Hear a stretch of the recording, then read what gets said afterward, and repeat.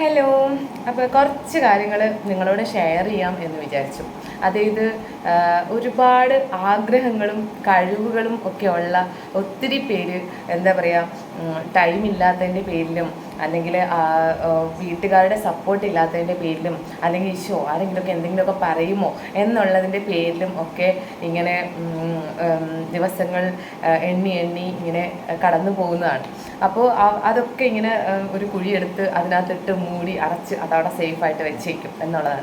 അപ്പോൾ ഒത്തിരി നല്ല കഴിവുള്ളവരും സ്ഥിതിയും അങ്ങനെയൊക്കെ തന്നെയാണ്.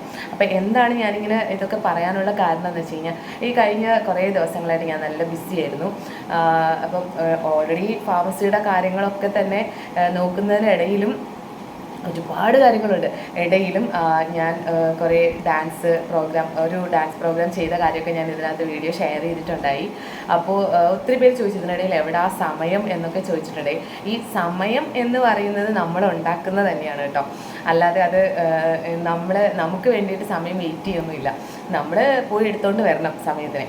അപ്പോൾ എന്താ പറയുകയെന്ന് വെച്ചാൽ, കുഞ്ഞുനാൾ മുതലേ എനിക്ക് ഏറ്റവും ഇഷ്ടമുള്ളതും എൻ്റെ ഏറ്റവും വലിയ ആഗ്രഹം എന്ന് പറയുന്നത് ഈ ഡാൻസ് തന്നെയാണ് കേട്ടോ. ഡാൻസ് എന്ന് പറഞ്ഞാൽ എനിക്കറിയത്തില്ല, ഭയങ്കര ജീവനാണ്. എവിടെ ഡാൻസ് പ്രോഗ്രാമൊക്കെ ഉണ്ടെങ്കിലും അങ്ങനെ ഒരു സാഹചര്യം കാണാൻ കിട്ടിക്കഴിഞ്ഞാൽ ഞാൻ ഓടിപ്പോകും എന്നുള്ളതാണ്. അപ്പോൾ നിർഭാഗ്യവശാൽ എനിക്കൊരു നല്ല നർത്തകിയൊന്നും ആവാൻ കഴിഞ്ഞില്ല. എന്ന് വെച്ചാൽ കണ്ടിന്യൂസ് ആയിട്ട് പഠിച്ചൊക്കെ എടുത്ത് ഒരു നൃത്തം അഭ്യസിക്കാൻ അങ്ങനെയൊന്നും കഴിഞ്ഞിരുന്നില്ല. ഇടയ്ക്കിടയ്ക്ക് കുറച്ച് പഠിക്കാൻ പോകും, പിന്നെ കുറച്ച് കളിക്കും, അപ്പോൾ അതുകൊണ്ട് തന്നെ ഒരു ഡാൻസിൻ്റെ എന്താ പറയുക 25% കഴിവ് മാത്രമേ എനിക്കുള്ളൂ. അതായത് ബാക്കി 75% നമ്മൾ പഠിച്ചെടുത്താൽ അല്ലെങ്കിൽ നമുക്ക് അങ്ങനെ ഒരു കഴിവ് കരസ്ഥമാക്കിയാലേ പറ്റുള്ളൂ. അപ്പോൾ ചെറിയ നാൾ മുതലേക്ക് പഠിക്കുവാണെങ്കിൽ ഉറപ്പായിട്ടും ആ ഒരു ഇത് നമുക്ക് കിട്ടും. പക്ഷെ എന്ന് വെച്ച് നമുക്ക് ഇപ്പം ഈ ഒരു പ്രായത്തിൽ അല്ലെങ്കിൽ ഇത്രയും വലുതായിട്ട് ചെയ്താന്ന് വെച്ചാൽ കഴിവില്ല അല്ലെങ്കിൽ നമ്മളെ കൂടെ പറ്റില്ല എന്ന് വിചാരിക്കുന്നത് വെറുതെ അധമ ചിന്താഗതിയാണ്. തീർച്ചയായിട്ടും പറ്റും, ഉറപ്പായിട്ടും പറ്റും, അത് വേറെ കാര്യം. അപ്പം ഈ ഡാൻസ് ഇഷ്ടമല്ലാത്ത എനിക്ക് തോന്നുന്നു അങ്ങനെ ആരും തന്നെ ഇല്ല. പിന്നെ ചിലരുണ്ട് ഇഷ്ടമാണെങ്കിൽ പോലും പുറത്ത് എനിക്ക് അങ്ങനെ ഒന്നും താല്പര്യമില്ല, പറ്റില്ല. അത് ചിലപ്പോൾ അവർക്ക് തന്നെ ഓൾറെഡി ഒരു തോന്നലുണ്ടാവും, നമ്മൾ കളിച്ച ശരിയാണ്, നമ്മൾ കളിച്ച ഇങ്ങനെയൊക്കെ ഒരു ഇതായി പോവും, ആൾക്കാർക്ക് കണ്ടാൽ ബോറായിരിക്കും എന്നൊക്കെ ഉള്ള ഒരു ചിന്താഗതി ഓൾറെഡി മനസ്സിലുണ്ട്. അപ്പോൾ അതുകൊണ്ട് എന്നത് ഇഷ്ടമില്ല എന്നങ്ങ് പറഞ്ഞ് വാദിച്ചു കളയും, അങ്ങനെയും ഉണ്ട്.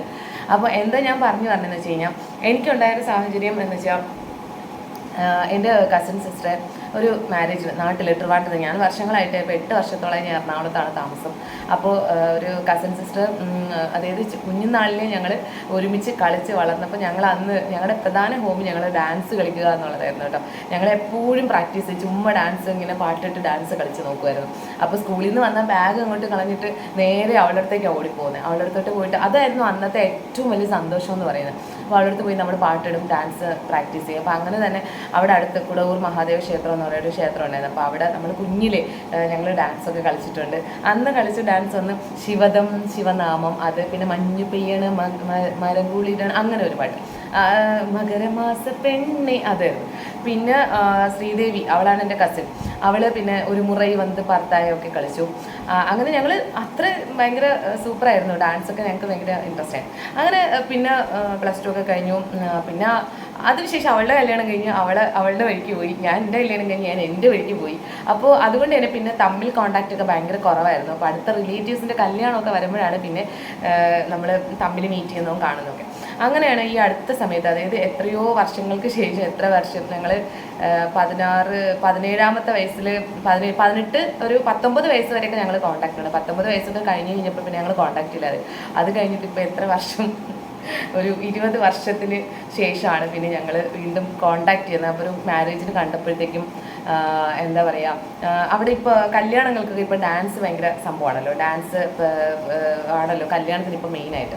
അപ്പോൾ അതൊക്കെ കണ്ടപ്പോൾ ഞാനിങ്ങനെ കൊതിയോടെ നോക്കി നിന്നു. ഇങ്ങനെ എനിക്ക് അവരോടൊപ്പം കയറി ഡാൻസ് കളിക്കണമെന്നൊക്കെ ഉണ്ട്. നമുക്ക് അങ്ങനെ കയറി കളിക്കാൻ പറ്റത്തില്ലല്ലോ. അപ്പോൾ ഇങ്ങനെ കൊതിയോടെ നോക്കി നിന്നപ്പോൾ ഇവൾ എൻ്റെ അടുത്ത് വന്നിട്ട്, ഞങ്ങൾ ഭയങ്കര തമ്മിൽ കണ്ടപ്പോൾ ഭയങ്കര വിശേഷങ്ങളൊക്കെ പറിച്ചിട്ട് ഭയങ്കര കാര്യമാണ്. ഇവൾ എന്നോട് വന്നിട്ട് പറഞ്ഞു, എടീ നിനക്ക് കളിക്കണമെന്നുണ്ടോ, ഭയങ്കര കൊതിയോടെ നോക്കുന്നുണ്ട്. അപ്പോൾ ഞാൻ പിന്നെ കൊള്ളാം, എനിക്ക് അത് തന്നെയാണ്, ഞാനിപ്പോൾ ഡാൻസ് പഠിക്കാൻ പോകുന്നുണ്ടെന്ന്. പിന്നെ ബാക്കി വിശേഷങ്ങളൊക്കെ അവളോട് പറയുമ്പം അവൾ എന്നോട് പറഞ്ഞു, എടീ ഞങ്ങളുടെ ശ്രീകാര്യത്തിൽ ചെന്ന ഒരു അമ്പലത്തിൽ ഉത്സവത്തിന് ഇതുപോലെ ഞങ്ങൾ ഡാൻസ് കളിക്കാൻ തീരുമാനിച്ചു. അപ്പോൾ ഞാനിപ്പോൾ ഈ അടുത്ത സമയത്താണ് അവിടെയുള്ള കുറച്ച് പേരുമൊക്കെ ആയിട്ട് ഡാൻസ് എന്ന് പറഞ്ഞാൽ എന്താ, തിരുവാതിര, ചെറിയ ഫ്യൂഷൻ, എല്ലാം ഫുൾ ക്ലാസിക്കലാണ് കേട്ടോ. ക്ലാസിക്കൽ ഡാൻസൊക്കെ ഇങ്ങനെ നോക്കുന്നുണ്ട്. നിനക്ക് താല്പര്യമുണ്ട്, പക്ഷേ നീ എറണാകുളത്ത് നിന്ന് എങ്ങനെ വരും? അപ്പോൾ എനിക്കാണെങ്കിൽ ഭയങ്കര ആഗ്രഹം. ഒരു അമ്പലത്തിലെ ഒരു സ്റ്റേജ് എന്ന് പറയുന്നത് വളരെ ഇമ്പോർട്ടൻ്റ് ആയിട്ടുള്ള കാര്യമാണ്. അങ്ങനെ ഒരു സ്റ്റേജ് കിട്ടുക എന്ന് പറയുന്നതാണ് ഏറ്റവും വലിയ ഭാഗ്യം. അപ്പോൾ തന്നെ ഞാനിങ്ങനെ വിഷമിച്ചു, എറണാകുളത്ത് നിന്ന് എങ്ങനെയാണ് ദൈവമേ ഞാൻ ട്രിവാൻഡ്രത്ത് പോയി പഠിക്കാം. അപ്പോൾ അവൾ എൻ്റെ അടുത്ത് പറഞ്ഞു, അവർ പ്രാക്ടീസ് ചെയ്തിട്ട് എനിക്ക് വീഡിയോ ഇട്ടുതരാം, ഞാൻ നോക്കി പഠിച്ചിട്ടൊക്കെ ഇടയ്ക്ക് എന്തായാലും 3-4 ദിവസം എന്തെങ്കിലും ചെന്ന് ഒന്നുകൂടി പഠിച്ചാൽ മാത്രമാണ് ചെയ്യാൻ പറ്റുന്നത്. അപ്പം ഞാൻ പറഞ്ഞു ശരി ഓക്കെ. എനിക്കാണെങ്കിൽ ഇവിടെ നിന്ന് നാട്ടിൽ പോകാമെന്ന് പറഞ്ഞാൽ ഭയങ്കര റിസ്ക്കാണ്. കാര്യം ഇവിടെ ഫാർമസിയുടെ ഫുൾ കാര്യങ്ങൾ നോക്കണം, എല്ലാം നോക്കണം. അപ്പം ഈ അടുത്ത സമയത്തായിട്ട് കുറച്ച് ഫാർമസി പരമായിട്ടുള്ള കാര്യങ്ങളിലൊക്കെ കുറച്ച് പ്രഷറും ഉണ്ട്, നല്ല പോലെ പ്രഷറും ഉണ്ട്.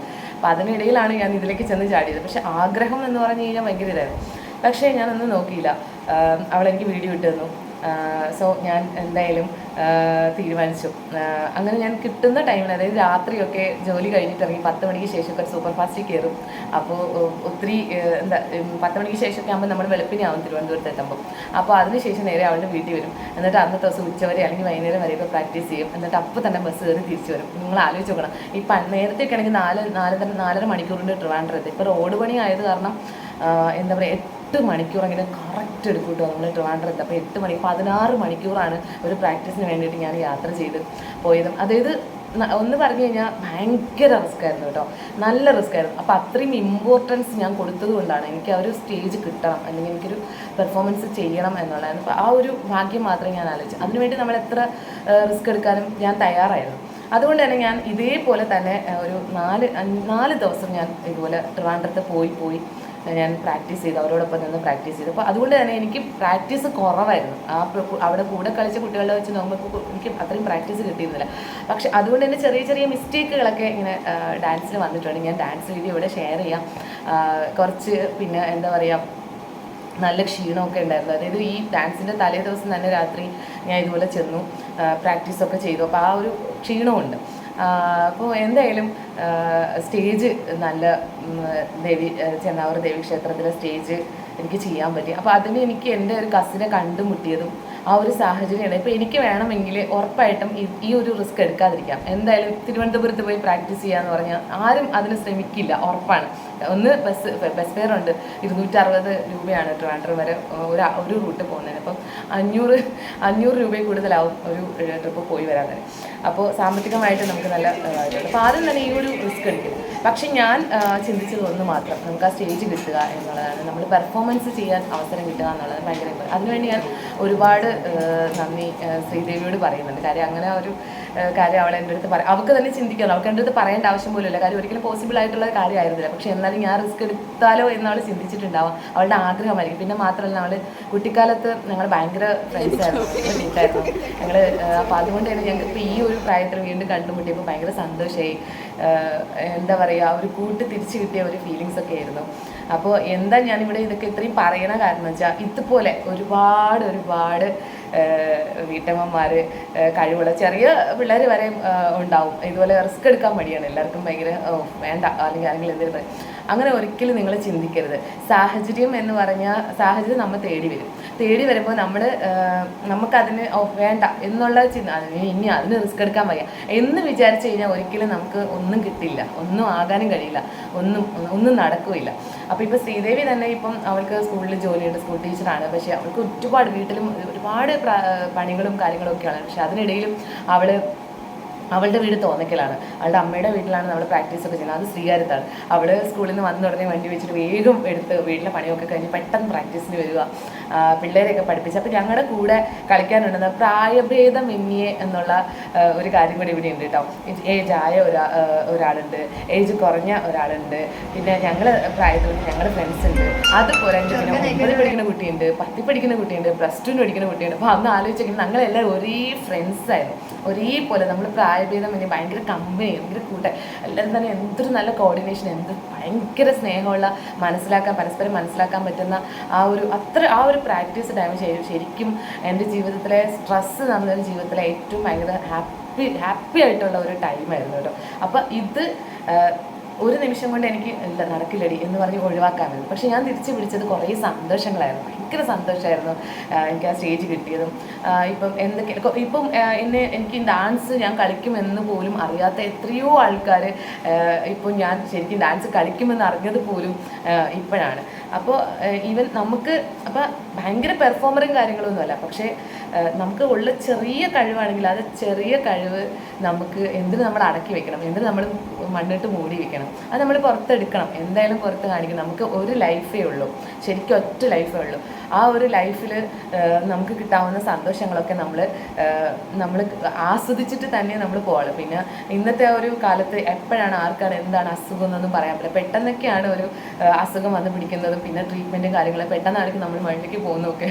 അപ്പോൾ എല്ലാം ടപ്പേന്നൊക്കെ നഷ്ടപ്പെടുന്ന ഒരു കാലഘട്ടത്തിലൂടെയാണ് നമ്മൾ കടന്നു പോകുന്നത്. കാര്യം എനിക്ക് എൻ്റെ ജീവിതത്തിൽ എനിക്ക് മറക്കാൻ പറ്റാത്ത ഒരു 2 പേരുടെ മരണം എനിക്ക് ഒരിക്കലും ഇന്നും അക്സെപ്റ്റ് ചെയ്യാൻ പറ്റിയിട്ടില്ല. ഒന്ന് എൻ്റെ കൂടെ ഫാർമസി പഠിച്ച എൻ്റെ കൂട്ടുകാരി, എൻ്റെ ബെസ്റ്റ് ഫ്രണ്ടായിരുന്നു എൻ്റെ ശാലിനി. ഞാൻ എപ്പോഴൊക്കെ വീഡിയോയിൽ നിങ്ങളോട് പറഞ്ഞിട്ടുണ്ട്.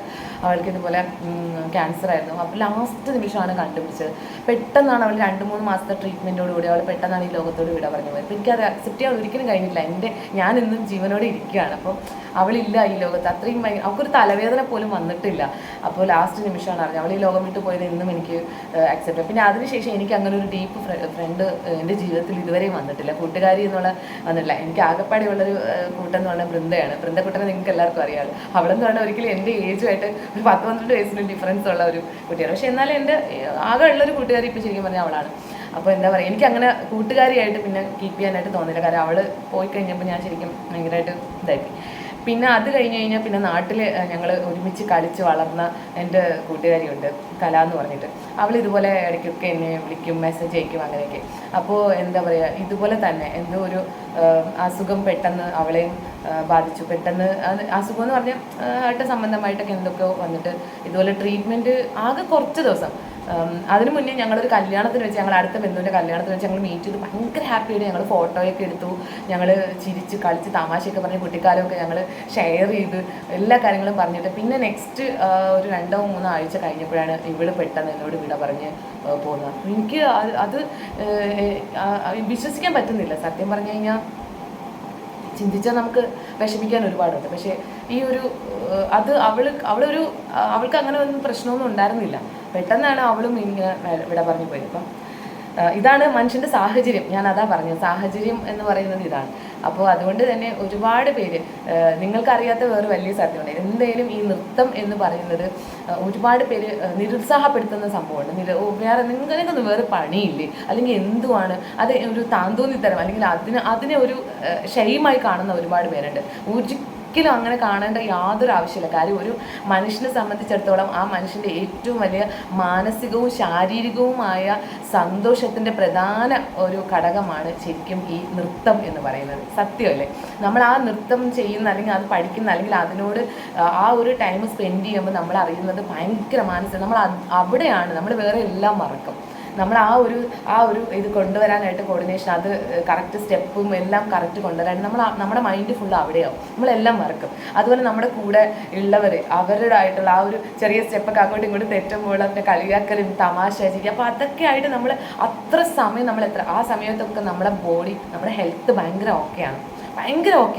അപ്പോൾ അതുകൊണ്ട് തന്നെ നിങ്ങളൊരിക്കലും അതിനൊരു ഇതായിട്ട് കാണുന്നില്ല. പിന്നെ ഞാൻ പറഞ്ഞു, എൻ്റെ കൂടെ 9ാം ക്ലാസ്സിൽ 10ാം ക്ലാസ്സിൽ +2 കുഞ്ഞു പിള്ളേരാണ് അല്ലേ. അവരുടെ ഒപ്പമാണ്. അപ്പം അവർ ഫ്രണ്ട്സാണ്. നമ്മളങ്ങനെ പ്രായഭേദം ഇനി ഒരു പ്രശ്നമില്ലാത്ത കാര്യമാണ്. അപ്പോൾ ഇങ്ങനെ ഒരു സാഹചര്യം വന്നതിനും ഇത്രയും കാര്യങ്ങൾ ഞാൻ ഷെയർ ചെയ്യാനായിട്ടുള്ള ഒരുപാട് പേർക്ക് ഇതുപോലെ കഴിവുള്ളവരുണ്ട്, ആഗ്രഹമുള്ളവരുണ്ട്. അപ്പോൾ സാഹചര്യം എന്ന് പറയുന്നത് വന്നു കഴിഞ്ഞാൽ വിട്ട് കളയരുത്. അത് നിങ്ങൾ മാക്സിമം യൂസ് ചെയ്യണം. നിങ്ങൾ നല്ല പോലെ അത് ഉപയോഗപ്പെടുത്താം. നിങ്ങൾക്കൊരു സ്റ്റേജ് കിട്ടാൻ ഒരു ഭാഗ്യം ലഭിച്ചു കഴിഞ്ഞാൽ നിങ്ങൾ എത്ര റിസ്ക് എടുത്ത് നിങ്ങൾ ആ സ്റ്റേജ് കയറിയിരിക്കണം എന്നുള്ളതാണ്. ഇത് എൻ്റെ ഒരു പേഴ്സണൽ അഭിപ്രായമാണ് നിങ്ങളോടുള്ള കാര്യം. ഇതൊരിക്കലും ഒരു തെറ്റായ അഭിപ്രായമല്ല.